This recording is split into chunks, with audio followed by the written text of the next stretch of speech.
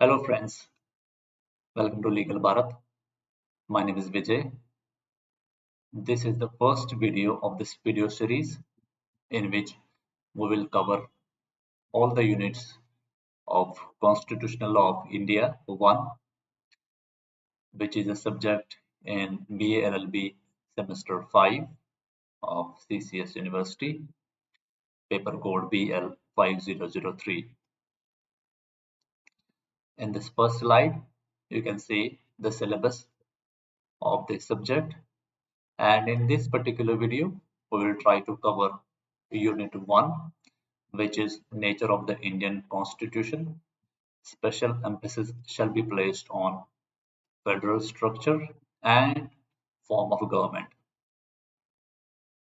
The topics which we are going to cover in this video will be Introduction to Constitution, Objectives of Constitution, Salient Features of Constitution, Major kinds, types of Constitution, Nature of Constitution, Federal, Unitary, Quasi-Federal and Form of Government. मैं कोशिश करूंगा कि first 3 जो topics हैं, सब topics हैं, वो इस वीडियो में कवर करूं और वीडियो लंबी ना हो, इसलिए सेकंड वीडियो में मेजर काइंड्स और टाइप्स ऑफ कॉन्स्टिट्यूशन कवर करेंगे और nature and form of government को कवर करने की कोशिश करेंगे. तो to begin with, here is the introduction to Indian Constitution. Constitution का जो फ्रेमिंग हुई थी वो कंप्लीट कब हुई थी? नवंबर 26, 1949 को बाय द कॉन्स्टिट्यूएंट असेंबली. और जो हमारा कॉन्स्टिट्यूशन है came into force on 26 January 1950. The Constitution contains the fundamental law of the land.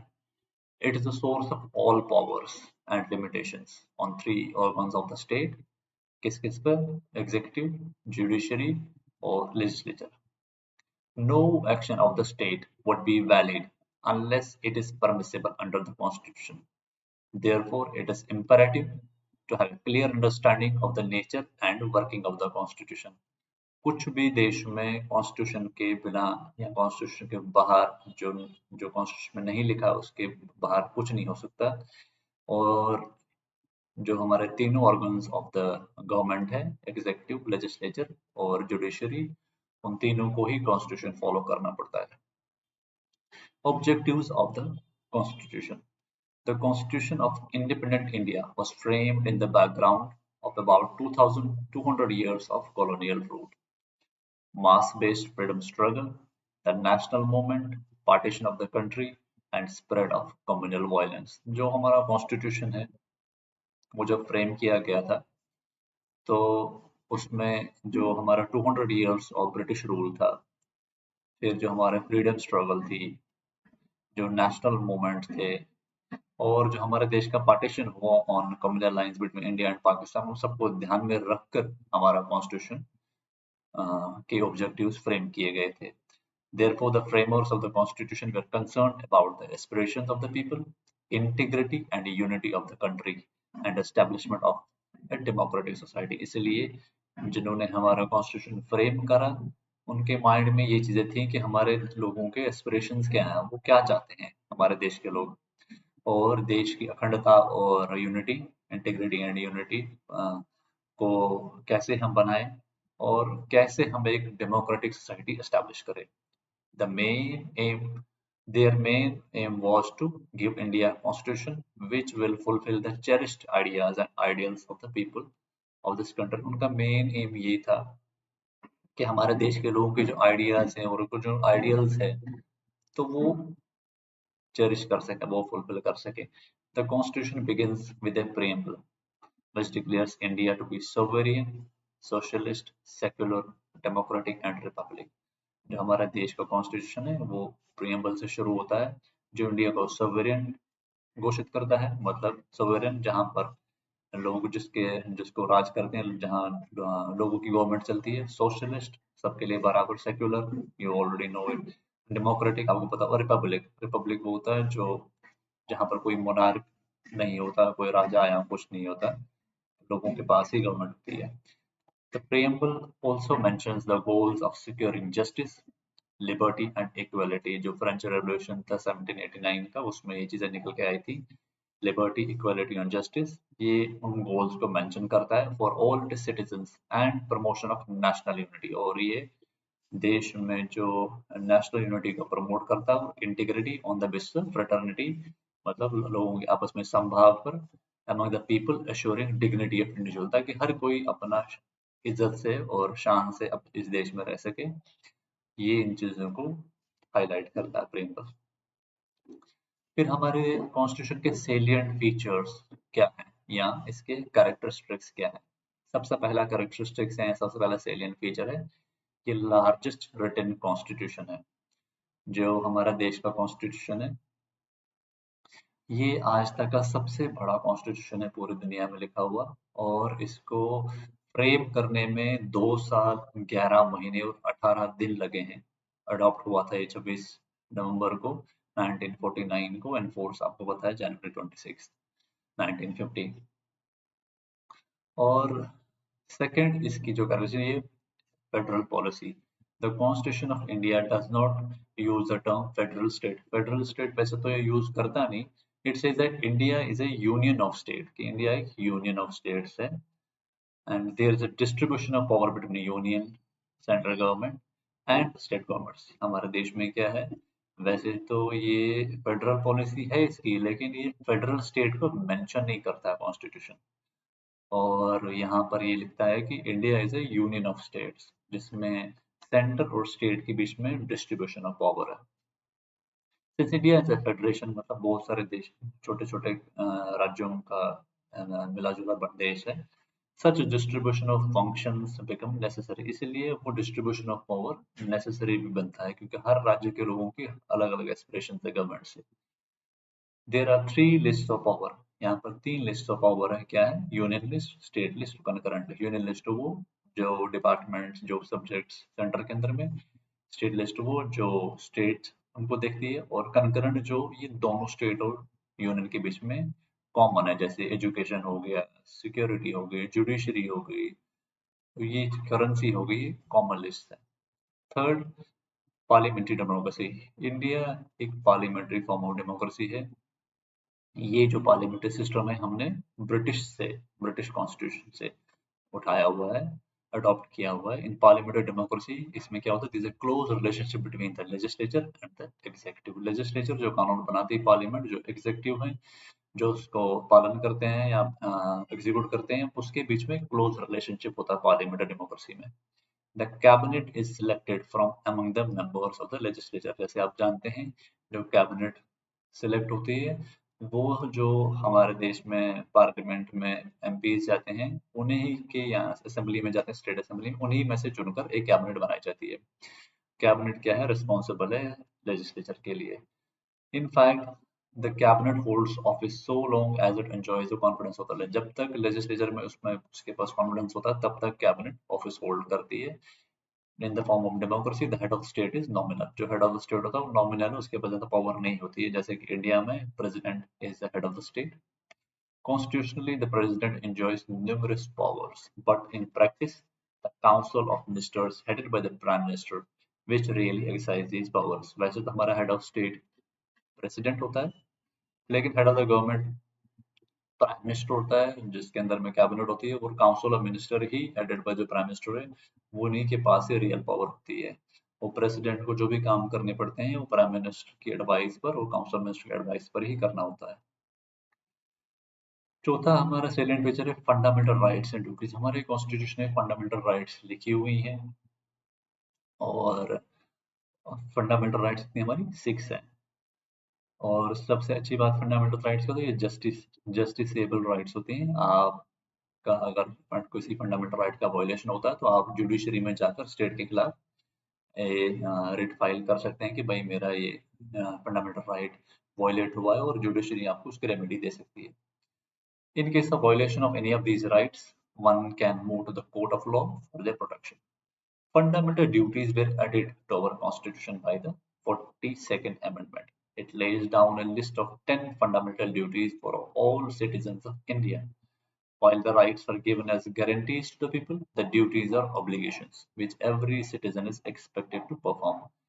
हमारे देश में कॉन्स्टिट्यूशन में 10 फंडामेंटल ड्यूटीज भी सिटीजन्स के लिए लिखी हुई, जैसे कि राइट वो आप किसी पब्लिक प्रॉपर्टी का लॉस नहीं कर सकते, इस तरीके की लिखी हुई है। और ये क्या करता है, फंडामेंटल राइट्स तो गारंटीड है कॉन्स्टिट्यूशन में, लेकिन फंडामेंटल ड्यूटीज एक ऑब्लिगेशन है और एक्सपेक्ट करा जाता है कि हर सिटीजन उनको परफॉर्म करे। फिर 5 है directive principles of state policy.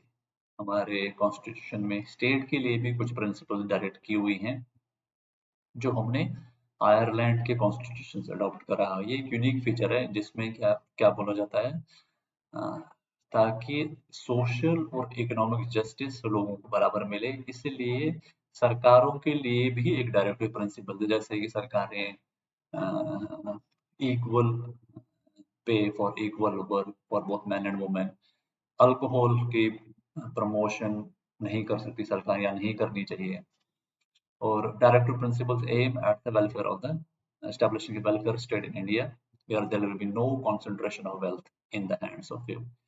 इसका एम ये है कि ताकि देश में समान रूप से सारे लोगों का विकास हो, ऐसा नहीं कि सारा का पैसा थोड़े लोगों के पास हो और बाकी लोगों का शोषण हो। हमारा कॉन्स्टिट्यूशन पार्टली रिजिड भी है और पार्टली फ्लेक्सिबल भी है, और क्योंकि इसमें अमेंडिंग प्रोसीजर है इसलिए थोड़ा फ्लेक्सिबल है, लेकिन रिजिड भी क्योंकि डिफिकल्ट है अमेंडमेंट करना। तो constitution India provides for 3 categories of amendment, 3 categories of amendment है जिससे हमारा देश का कॉन्स्टिट्यूशन अमेंड किया जा सकता है। पहले कैटेगरी क्या है, amendment can be done by 2 houses of the parliament, simple majority of the members present and voting of before sending it for the president। Simple majority में कोई ऐसा अमेंडमेंट हो जो जरूरी है, वक्त के साथ सारे पुराने पुराने कानून चेंज होते हैं, तो उसमें सिंपल मेजोरिटी से भी वो अमेंडमेंट किया जाता है और फिर उसके बाद प्रेसिडेंट के एसेंट के लिए उसको भेजा जाता है। Second category requires a special majority. Such an amendment can be passed by each house of the parliament by majority of total number of that house as well as by the 2/3 majority of the members present and voting in each house of the parliament and sent to the president for his assent, which cannot be denied। कुछ ऐसे भी special category amendments होते हैं जिनके लिए special majority चाहिए होती है और कम से कम 2/3 मेजोरिटी होनी चाहिए, जैसे कि हमारा 370 का आर्टिकल जो अबॉलिश किया गया था 2019 में, उसके लिए चाहिए थी। और बोथ हाउसेज में 2/3 मेजोरिटी होनी चाहिए कम से कम, उसके बाद ही प्रेसिडेंट के एक्सेंट के लिए उसको भेजा जाता है, उसको प्रेसिडेंट डिनाई भी नहीं कर सकते। In third category beside the special majority mentioned in the second category, the same has to be approved by at least 50% of state legislature। अच्छा, थर्ड कैटेगरी इससे भी टफ है कि पहले तो 2/3 मेजोरिटी पार्लियामेंट में पास हो और फिर कम से कम 50% ऑफ स्टेट जो हमारे देश की हैं उनके लेजिस्लेचर भी उनको पास करने चाहिए, तभी जाकर जैसे डिवीजन ऑफ कुछ कुछ मेजर चेंज करनी हो देश में तो उसके लिए स्टेट लेजिस्लेचर 50% अगर राजी हो तभी सेंटर में भी उसका 2/3 मेजोरिटी पास करे, फिर ही वो पास हो सकता है। फिर लैंग्वेज पॉलिसी हमारे इसमें कॉन्स्टिट्यूशन में, India is a country where different language, क्योंकि हमारा देश में डिफरेंट विविधताएं हैं, डिफरेंट कंट्रीज रीजन में डिफरेंट लैंग्वेजेस बोली जाती हैं, तो इसलिए लैंग्वेज पॉलिसी बनाएगी कॉन्स्टिट्यूशन में। इंग्लिश और हिंदी को ऑफिशियल लैंग्वेज बताया गया है सेंट्रल गवर्नमेंट का, और स्टेट जो है वो जो उनकी अपनी लैंग्वेज है या वहाँ जो बोली जाती है वो उसको चूज कर सकते हैं। Special provisions for schedule caste schedule tribes, हमारे कॉन्स्टिट्यूशन में एससी और एसटीज के लिए स्पेशल प्रोविजंस है, कुछ स्पेशल कंसेशन है, उनके लिए कुछ प्रिविलेजेस हैं ताकि उनका अपलिफ्टमेंट हो सके। सीट्स रिजर्व होती है उनके लिए पार्लियामेंट में, स्टेट लेजिस्लेचर में और लोकल बॉडीज में, और सारी प्रोफेशनल कॉलेजेस और गवर्नमेंट सर्विसेज में उनके लिए सीट्स रिजर्व होती हैं। इसलिए होती हैं क्योंकि जब हमारा देश आज़ाद हुआ था तो ये वाली जो वर्ग था हमारा बहुत पिछड़ा था, उनका अपलिफ्टमेंट के लिए उनको एजुकेशन मिले, उनको इसलिए उनको ये प्रिविलेजेस दी गई ताकि उन कम्युनिटीज का अपलिफ्टमेंट हो सके। नाइन्थ है constitution derived from many sources, हमारा जो कॉन्स्टिट्यूशन है उसको बैग ऑफ बोरोइंग कहते हैं, आज के जमाने में कॉपी पेस्ट वाला मेथड कहते हैं। क्यों? हमारे कॉन्स्टिट्यूशन डिफरेंट सोर्सेज से लिया गया है और हमारे देश के लिए बनाया गया। इसीलिए सम राइटर्स क्या बोलते हैं हमारे कॉन्स्टिट्यूशन, ये बैग ऑफ बोरोइंग से। इंडिपेंडेंट जुडिशरी, एक अच्छा फीचर हमारे कॉन्स्टिट्यूशन में क्या है कि हमारे देश की जुडिशरी जो इम्पार्शियल और इंडिपेंडेंट है, और Indian judiciary is free from influence of the executive and the legislature. कोई एग्जीक्यूटिव, पार्लियामेंट, लेजिस्लेचर जो है, और एग्जीक्यूटिव यहाँ कोई प्राइम मिनिस्टर हो, चीफ मिनिस्टर हो, वो हमारी जुडिशरी को इन्फ्लुएंस नहीं कर सकता है। जो जो जजेस होती हैं, उनकी जो अपॉइंटमेंट होती है उनकी क्वालिफिकेशन के बेसिस पे होती है, और उनको रिमूव इजीली नहीं किया जा सकता। सिंगल सिटीजनशिप, हमारे देश में क्या है, स्टेट और सेंटर में अलग सिटीजनशिप नहीं है, सिंगल सिटीजन है। जो देश का सिटीजन है वो हर स्टेट का नागरिक है। It means that every Indian is a citizen of India irrespective of the place of his residence, his residence or place of birth. She is not a citizen of the constituent state like Jharkhand, Uttarakhand, Chhattisgarh to which he or she may belong, but remains a citizen of India. कुछ countries में ऐसा है कि उनके यहाँ पर state citizenship अलग होती है, सेंट्रल सिटीजनशिप अलग होती है। हमारे देश में ऐसा कुछ नहीं, एक ही सिटीजनशिप जो हर स्टेट में चलती है। यूनिवर्सल एडल्ट फ्रेंचाइज मीन्स हमारे देश में क्या है, डेमोक्रेसी कैसे फंक्शन करती है, 1 पर्सन 1 वोट से फंक्शन करती है, और एवरी पर्सन जो 18 साल से ऊपर का एज है वो वोटिंग में पार्ट कर सकता है, इररिस्पेक्टिव ऑफ एनी कंसिडरेशन के, भले किस कास्ट का हो, किस सेक्स का हो, रेस का हो, रिलीजन का हो, स्टेटस का हो। Indian Constitution established political equality in India through the method of political equality। इसी से हमें मिलती है क्योंकि हमारे देश में यूनिवर्सल एडल्ट फ्रेंचाइज है। इमरजेंसी प्रोविजंस, कॉन्स्टिट्यूशन के जो मेकर थे उन्होंने देखा कि कभी कुछ ऐसी सिचुएशन आ सकती है जहां पर हमें गवर्नमेंट को कुछ ऐसे, या सेंट्रल गवर्नमेंट को ऐसे प्रोविजन देनी पड़ेगी ताकि वो उसको वो बाहुक और बेग्रुप उसको डील कर सके। जैसे कोई वॉर हो जाए, इमरजेंसी को डिक्लेयर हो जाए बिकॉज ऑफ एक्सटर्नल एग्रेशन, या विद्रोह हो जाए, या कुछ कोई हम हमारे देश की कुछ ऐसी कॉन्स्टिट्यूशनल मशीनरी है या स्टेट में वो फेल हो जाए, या कोई फाइनेंशियल इमरजेंसी आ जाए, उस केस में हमारे देश में इमरजेंसी प्रोविजन है कॉन्स्टिट्यूशन में, वो सेंटर पावर अपने हाथ में लेता है, and centre employs all by all means, centre कोशिश करता है कि वापस डेमोक्रेसी को रिस्टोर किया जाए। तो इस वीडियो को भी यही अंत करते हैं। नेक्स्ट वीडियो में हम डिस्कस करेंगे नेचर ऑफ इंडियन कॉन्स्टिट्यूशन, और जो बाकी पॉइंटर्स है यूनिट 1 की कोशिश करेंगे सेकंड वीडियो में यूनिट 1 हमारा कंप्लीट हो जाए। और आपको इस वीडियो के जो नोट्स हैं वो मैं डिस्क्रिप्शन में गूगल ड्राइव का लिंक शेयर करूंगा, आप वहां से पिक कर सकते हैं। और आई रिक्वेस्ट यू कि आप इस चैनल को सब्सक्राइब करें और अपने दोस्तों के साथ शेयर करें, और कमेंट करें अगर आपको ये चीज़ टॉपिक समझ में आया है, कोई क्वेश्चन है, या आप किसी पर्टिकुलर टॉपिक को डिटेल में पूछना चाहते हैं जिस पर आप वीडियो चाहते हैं, तो प्लीज़ कमेंट बॉक्स में कमेंट करके मुझे बताएं। Thank you very much, bye bye.